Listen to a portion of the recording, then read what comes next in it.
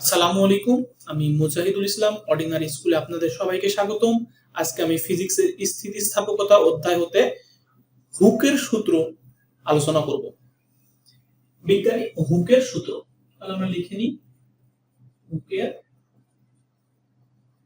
সূত্র।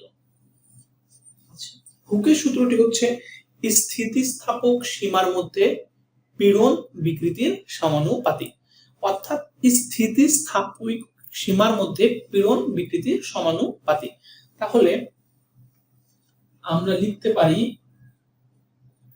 পীড়ন সমানুপাতিক বিকৃতি, কিন্তু এখানে স্থিতিস্থাপক সীমার মধ্যে হতে হবে। যদি স্থিতিস্থাপক সীমার মধ্যে না হয় তাহলে এটা হবে না। তাহলে আমরা লিখতে পারি যে পীড়ন সমান ধ্রুবক গুণ বিকৃতি, বা ধ্রুবক সমান পীড়ন ভাগ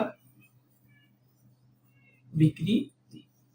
এখন যদি আমরা ধ্রুবককে y দ্বারা প্রকাশ করি, কারণ এটা একটা ধ্রুব সংখ্যা, এটাকে যদি আমরা y দ্বারা প্রকাশ করি, পীড়ন সমান জানি আমরা f ভাগ a, মানে বল ভাগ ক্ষেত্রফল, আর বিকৃতি দৈর্ঘ্য পরিবর্তন বাই আদি দৈর্ঘ্য। তাহলে y সমান লেখা যায় fl ডিভাইডেড বাই al।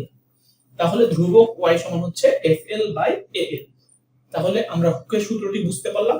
আগামী ক্লাসে ইনশাআল্লাহ আমরা বাকিটুকু আলোচনা করব। আজকে এই পর্যন্তই। আসসালামু আলাইকুম।